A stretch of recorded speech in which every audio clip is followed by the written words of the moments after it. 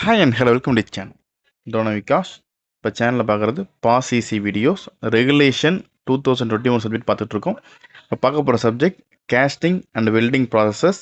இதை மட்டும் படித்தால் போதும், எளிதாக பாஸ் ஆகலாம். பாஸ் ஈசியின் CWP.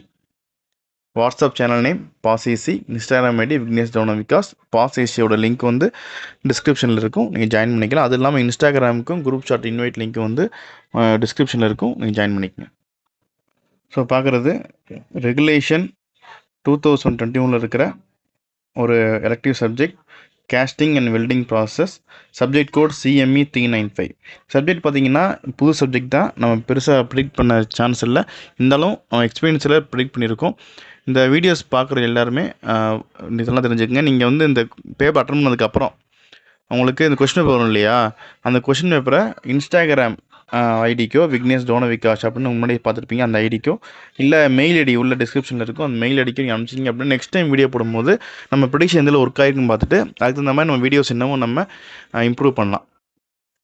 இல்லை இப்போ நம்ம வீடியோஸ்குள்ளே போகலாம். ஸோ யூனிட் ஒன் வந்து பார்த்திங்கன்னா ஃபெரஸ் அண்ட் கேஸ்ட் அலாய்ஸ்.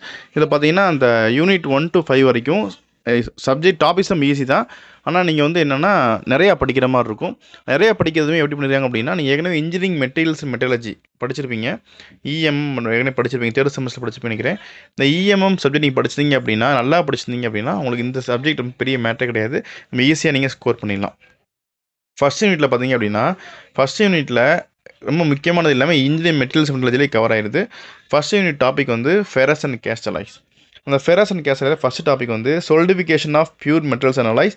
இதான் இன்ஜினியரிங் மெட்டல் EMM ஷார்ட்டாக சொல்லுவாங்க இல்லையா, அந்த சப்ஜெக்ட்டில் யூனிட் 1ல் நீங்கள் ஃபஸ்ட் டாப்பிக்காக படிக்கக்கூடியது இந்த தான் இருக்கும், solidification of pure metals and alloys இருக்கும்.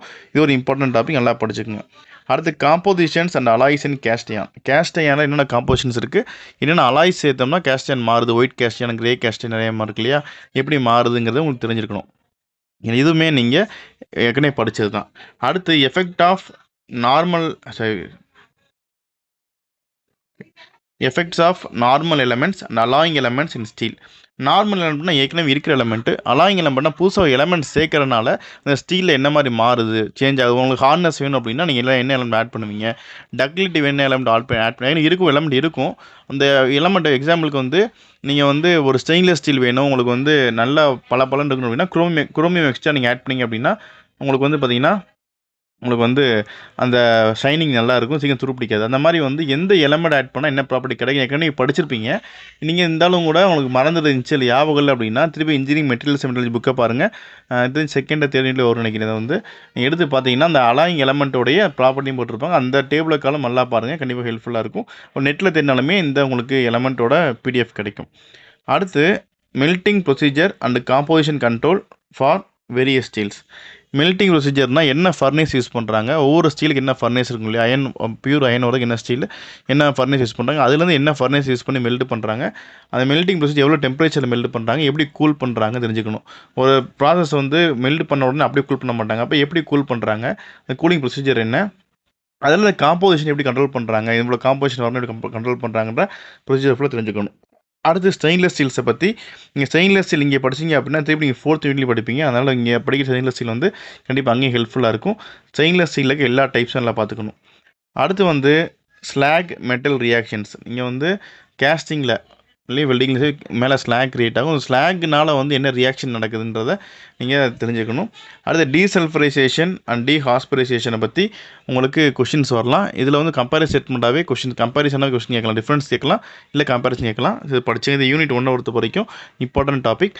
இது வந்து நம்ம என்ன பண்ண முடியாது அப்படின்னா, நம்ம புது சப்ஜெக்ட்ன்றனால first half and second half பிடிக்கிற ரொம்ப சிரமம். நீங்கள் ஏற்கனவே சப்ஜெக்ட்னால உங்களுக்கு படிக்கிறது ரொம்ப ஈஸியாக இருக்கும். யூனிட் 2ங்கிறது பார்த்தீங்கன்னா நான் ஃபெரஸ் கேஸ்ட் அலாய்ஸ். ஃபஸ்ட்டில் பார்த்தது ஃபெரஸ் கேஸ்ட் அலாய், செகண்ட் இப்போ யூனிட்டில் பார்க்குறது non ferrous cast alloy. So non ferrous cast alloy பார்த்தோம் அப்படின்னா இன்னும் non ferrous copper, aluminium, magnesium, zinc, nickel base alloys இது எல்லாமே வந்து நான் ஃபெரஸ். அயன் கண்டென்ட் இல்லாத எல்லாமே நான் ஃபெரஸ். அப்போ அதோட மெல்ட்டிங் ப்ராக்டிஸ் எப்படி இருக்குது, அயனுக்கு எப்படி நீங்கள் ஸ்டீலுக்கு எப்படி மெல்ட் பண்ணுறீங்க, உங்களுக்கு நான் ஃபெரஸ்க்கு எப்படி மெல்ட் பண்ணுறீங்கன்ற ப்ரொசீஜர் தெரிஞ்சுக்கணும், என்ன ஃபர்னஸ் யூஸ் பண்ணுறீங்க தெரிஞ்சுக்கணும். அடுத்து டீகேஸிங் டெக்னிக்ஸ். இந்த டீகேஸிங் டெக்னிக் வந்து நீ நான் ஃபெரஸ் பண்ணும்போது அந்த கேஸ் ஃபார்மை எப்படி டீகேஸ் பண்ணுறீங்கன்ற டெக்னிக் தெரிஞ்சுக்கணும். அந்த ப்ரெசிபிடேஷன் ஹீட்மெண்ட் ஆஃப் அலுமினியம் அலாய்ஸ் ரொம்ப முக்கியமான கொஷின். இது கேட்கறதுக்கான பாசிபிலிட்டிஸ் நிறையா இருக்குது. ரொம்ப இந்த டாப்பிக்கில் முக்கியமான கொஷின் நம்ம இதை சொல்லலாம். அடுத்து அப்ளிகேஷன் ஆஃப் அலுமினியம் கேஸ்டிங்ஸ். அலுமினியோட கேஸ்டிங் எங்கே அப்ளிகேஷன் யூஸ் பண்ணுறாங்கன்றதை நீங்கள் தெரிஞ்சுக்கணும். இது வந்து ஒரு 2 மார்க்கில் கேட்கலாம், இல்லைனா ஒரு 4 மார்க்கில் கேட்கலாம். அடுத்து டிஃபெக்ட்ஸ் இன் கேஸ்டிங் கம்பல்சரி கேட்பாங்க. இது ரொம்ப முக்கியமாக அப்போ நீங்கள் படிக்கணும் அப்படின்னா இந்த ப்ரெசிபிடேஷன் ஹீட் மட்டும் டிஃபெக்ட்ஸ் இன் கேஸ்டிங் கம்பல்சரி படிச்சுக்கோங்க. டிஃபெக்ட்ஸ் இன் கேஸ்டிங் வந்து பார்ட் சிலையும் கேட்கலாம், இல்லை பார்ட் பிலையும் கேட்கலாம், இல்லை பார்ட் 2ல் பார்ட் ஏல கூட உங்களுக்கு வந்து ஒரே ஒரு மட்டும் கேட்டுட்டு இந்த டிஃபெக்ட் வரதுக்கான காரணம் என்னன்னு கேட்கலாம், இல்லை write some defects in casting கூட கேட்கலாம். ஸோ ரொம்ப முக்கியமான கொஸ்டின் டிஃபெக்ட்ஸ் இன் கேஸ்டிங்கும் ப்ரெசிபிடேஷன் ஹீட் மட்டும் எல்லாமே டாபிக் முக்கியம் தான். இது கொஞ்சம் முக்கியத்துவம் கொடுத்து படிங்க. அடுத்து யூனிட் 3 வந்து பார்த்தோம் அப்படின்னா physical metallurgy of welding. Physical metallurgy of welding பார்த்தீங்கன்னா அப்படியே யூனிட் 1ல் இருக்கிற அந்த இன்ஜினியரிங் மெட்டீரியல்ஸ் அண்ட் மெட்டாலஜி படிச்சிருப்பீங்க இல்லையா, அதில் இருக்கிற யூனிட் 1 தான் வந்து யூனிட் 1ம் அதுக்கடுத்து இன்னொரு யூனிட்டில் ஒரு யூனிட் நம்பர் தெரில. இந்த எஃப்இசி டயக்ராமில் யூனிட் 1ல் படிச்சிருப்பீங்க. ஃபெரஸ் கார்பன் டயக்ராம்ட்டு நீங்கள் ஒரு இது போட்டுட்டு ஒரு இந்த டயக்ராம் ஞாபகம் எனக்கு. ஃபெரஸ் கார்பன் டயக்ராம் யூனிட் 1ல் நீங்கள் படிச்சிருப்பீங்க. அதில் அயன் கார்பன் டயக்ராம்னு சொல்லுவாங்க. அடுத்து triple T diagram, time temperature transformation diagram, CC diagram, cooling curve transformation diagram. So cooling curve temperature diagram இது பார்த்தீங்கன்னா எல்லாமே இம்பார்ட்டண்டான கொஸ்டின்ஸ். ஏற்கனவே நீங்கள் அதில் இம்பார்ட்டண்டாக படிச்சிருப்பீங்க. அதை நீங்கள் படிச்சிருந்தீங்க அப்படின்னா உங்களுக்கு இந்த 3 டாபிக் ரொம்ப சிம்பிள், ஈஸியாக நீங்கள் சால்வ் பண்ணிடலாம். அடுத்து வந்து இதில் ப்ராப்ளம் வரதுக்கான பாசிபிலிட்டிஸ் ரொம்ப கம்மி தான். தியரி கேட்கலாம். அப்படி ப்ராப்ளம் கேட்டாங்க அப்படின்னா உங்களுக்கு 30 மார்க் கேட்கலாமா, ஒரு 8 மார்க் அந்த மாதிரி ப்ராப்ளம் வரதுக்கான பாசிபிலிட்டிஸ் இருக்குது. இந்த யூனிட் 3ல் இல்லை, ஜென்ரல் சப்ஜெக்டில் சொல்கிறேன். அடுத்து phase transformation in weld zone and heat activated zone. So இது அது தெரிஞ்சுக்கணும். அடுத்து கோல்டு கிராக்கிங்னா என்ன, அது ஹைட்ரஜன் எம்பிரில்மெண்ட் வந்து எப்படி வந்து ஒரு ரோல் ட்ரான்ஸ்ஃபர் பண்ணுது, அப்புறம் கார்பன் ஈக்குவலண்ட் இதுலேருந்து ப்ராப்ளம் வரலாம். கார்பன் ஈக்குவலண்ட்டை வச்சு ப்ராப்ளம் கேட்கறதுக்கான பாசிபிலிட்டிஸ் இருக்குது. ஸோ இவ்வளோ தான் வந்து நம்ம யூனிட் 3ல் பார்க்கணும். இதெல்லாம் பார்த்தோம் அப்படின்னா அசிகுலர் ஃபெரைட் ஃபார்மேஷன். இந்த ஃபெரைட் ஃபார்மேஷனுங்கிறது ரொம்ப இம்பார்ட்டன்ட். அதில் அசிகுலர் ஃபெரைட் ரொம்ப இம்பார்ட்டன்ட். இந்த ஃபெரைட் டைப்ஸுன்னு பார்த்துக்கங்க. அதில் அசிகுலர் ஃபெரைட் எப்படி ஃபார்ம் ஆகுது, இந்த அசிகுலர் ஃபெரைட் வந்து ஃபார்ம் ஆகிறது வந்து எப்படி வந்து வெல்டு மெட்டல் டஃப்னஸ் ஹெல்ப் பண்ணுது. பொதுவாக ஃபெரைட் இன்க்ரீஸ் ஆனால் ஹார்ட்னஸ் இன்க்ரீஸ் ஆகும், ஹார்ட்னஸ் டஃப்னஸ் இன்க்ரீஸ் ஆகும். அப்போ அசிகுலர் ஃபெரைட் எப்படி இன்க்ரீஸ் ஆகுதுன்னு சொல்ல பற்றி நீங்கள் தெரிஞ்சுக்கணும். ஃபுல்லாக மெட்டலஜிக்கல் தான். இந்த ஃபஸ்ட்டு 3 டாபிக் வந்து கம்பல்சரி அயன் கார்பன் கேட்கலாம், இல்லை சிசிடி ட்ரிபிள் டி சிசி ஒரு டாபிக் கண்டிப்பாக வந்து ஒரு கொஸ்டின் வந்துடும், வரதை எதிர்பார்க்கலாம். கொஸ்டின் அனுப்பிச்சிங்க அப்படின்னா நம்ம ப்ரிடிக்ஷன் எப்படின்னு கண்டுபிடிச்சிடலாம். இது 3 படிச்சிங்கன்னா மிச்சம் இது எல்லாமே ரொம்ப சிம்பிள் தான். நீங்கள் நெட்டில் தேடி கூட கொஞ்சம் கொஞ்சம் படிச்சுக்கலாம். யூனிட் 4 வந்து பார்த்தோம் அப்படின்னா welding of alloy steels and non ferrous metals. Unit 4 அப்போ என்னென்ன இருக்குது வந்து டைப்ஸ் ஆஃப் ஸ்டெயின்லெஸ் ஸ்டீல். ஏற்கனவே யூனிட் 1ல் சொன்னேன் ஸ்டெயின்லெஸ் ஸ்டீல் படிச்சிங்கன்னா 4th யூனிட்லேயும் வரும் அப்படின்ட்டு.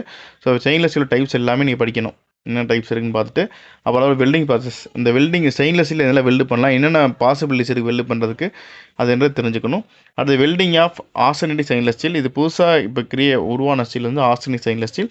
ஆர்சனிக் ஸ்டெயின்லெஸ் ஸ்டீலில் வெல்டு பண்ண எல்லா வெல்டிங் பண்ண முடியாது. அப்போ என்னென்ன வெல்டிங்லாம் பாசிபிலிட்டி இருக்குன்னு தெரிஞ்சுக்கிட்டு அந்த வெல்டிங் டெக்னிக் பற்றி எழுதணும்.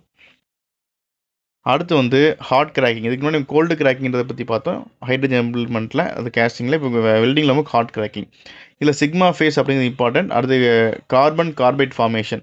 இதெல்லாம் வந்து ப்ரெசிபிடேஷன்ஸ், இதெல்லாம் புதுசாக வந்து கிரியேட் ஆகிற ப்ரெசிபிடேஷன் வெல்டிங் பண்ணும்போது நடக்கிறது. இப்போ ஹார்ட் கிராக்கிங்னா என்ன, அதில் சிக்மா ஃபேஸ் வந்து எந்த மாதிரி ஒரு ரோல் பண்ணுது, அங்கே ரோல் இருக்குது. அடுத்து குரோமியம் கார்பைட் ஃபார்மேஷன் வந்து எப்படி கிரியேட் ஆகுது, அது எப்படி எலிமினேட் பண்ணலாம், சிக்மா ஃபேஸ் எப்படி எலிமினேட் பண்ணுறது, குரோமியம் கார்பைடு அங்கே ப்ரெசன்ஸை எப்படி எலிமினேட் பண்ணுறதை பற்றி நீங்கள் தெரிஞ்சிருக்கணும். அடுத்து problems and solution during welding of non ferrous metals. இப்போ நான் ஃபெரஸ் மெட்டலை வெல்டு பண்ணும்போது என்ன ப்ராப்ளம் ரைஸ் ஆகுதுங்க, அதுக்கு நம்ம என்னென்ன சொல்யூஷன் சொல்லலாம்னு சொல்லிட்டு நீங்கள் அதை பற்றி நீங்கள் கொஞ்சம் எழுதுங்க. இது டிஸ்கஸ் பண்ணாலே போதும், நீங்கள் ரொம்ப தியரி தான், அது ஈஸியாக நீங்கள் பாஸ் ஆகலாம் சப்ஜெக்டில். யூனிட் 5 வந்து பார்த்தோம் அப்படின்னா டிஃபெக்ட்ஸ் வெல்டபிலிட்டி அண்ட் ஸ்டாண்டர்ட்ஸ். இது வந்து டிஃபெக்ட்ஸ் இன் எங்கெல்லாம் டிஃபெக்ட்ஸ் வருதோ கம்பல்சரி கொஷின் கேட்பாங்க டிஃபெக்ட்ஸ் வெல்டிங்லேருந்து. So defects in welding process compulsory question இருக்கும். அடுத்து வெல்டபிலிட்டி ஆஃப் டிசிமிலர் மெட்டீரியல்ஸ். பொதுவாக இது வரைக்கும் பார்த்த எல்லாமே சிமிலர் மெட்டீரியல். அப்போ டிசிமிலர் மெட்டீரியல் வெல்டு பண்ணுறதுக்கு என்ன பண்ணணும், பொதுவாக சிமிலர் மெட்டீரியல் வெல்டு பண்ணுறது டிசிமிலர் ரொம்ப கஷ்டமாக இருக்கும். ஏன்னா 2 மெட்டீரியல் நீங்கள் வெல்டு பண்ணும்போது உங்களுக்கு அதோட ப்ராப்பர்ட்டி, இதோட ப்ராப்பர்ட்டி 1 ப்ராப்பர்ட்டி 2 வேறையாக இருக்கும். அப்போ அது எப்படி வெல்டு பண்ணுறாங்க, என்னென்ன காம்ப்ளிகேஷன் அரைஸ் ஆகுது அப்படின்றத பற்றி நீங்கள் தெரிஞ்சிருக்கணும். அடுத்து டெஸ்ட்ரக்டிவ் அண்ட் நான் டெஸ்ட்ரக்டிவ் டெஸ்டிங் ஆஃப் வெல்ட்மெண்ட்ஸ். இதில் டிஃபெக்ட்ஸ் இன் வெல்டட் ஜாயின்ட்ஸுங்கிறது ஒரு இம்பார்ட்டன்ட் கொஸ்டின். அப்புறம் டெஸ்ட்ரக்டிவ் நான் டெஸ்ட்ரக்டிவ் இம்பார்ட்டன்ட் கொஸ்டின். கம்பல்சரி இதுலேருந்து கொஸ்டின் எதிர்பார்க்கலாம். இந்த 2 டாப்பிக்லேருந்து கொஸ்டின் எதிர்பார்க்கலாம். அடுத்து இன்டர்நேஷனல் ஸ்டாண்டர்ட்ஸ் அண்ட் கோட்ஸ் வந்து பார்ட் சியில் கேட்கறதுக்கான பாசிபிலிட்டிஸ் இருக்கலாம். ஸோ இதில் எல்லாமே யூனிட் 5ல் நம்ம ஈஸியான டாபிக் தான். ஈஸியாக நீங்கள் வந்து ஸ்கோர் பண்ணலாம். Defects and casting difference welding கிட்டத்தட்ட ஒரே மாதிரி தான் இருக்கும். சின்ன சின்ன வேரியேஷன் தான் இருக்கும். இவ்வளோ தான் நம்ம யூனிட் 1 யூனிட் 5 வரைக்கும். ஸோ நீங்கள் வந்து முடிஞ்சால் கொஸ்டின் பேப்பர் அனுப்பிச்சிங்க அப்படின்னா நம்மளோட அந்த ப்ரிடிக்ஷன் எப்படி இருக்குன்னு தெரிஞ்சுக்கலாம். இந்த வீடியோ பிடிச்சா லைக் பண்ணுங்கள், உங்கள் ஃப்ரெண்ட்ஸ் தேவைப்படுங்க கண்டிப்பாக ஷேர் பண்ணுங்கள். தொடர்ந்து சேனலை சப்போர்ட் பண்ணி சப்ஸ்கிரைப் பண்ணுங்கள். நன்றி.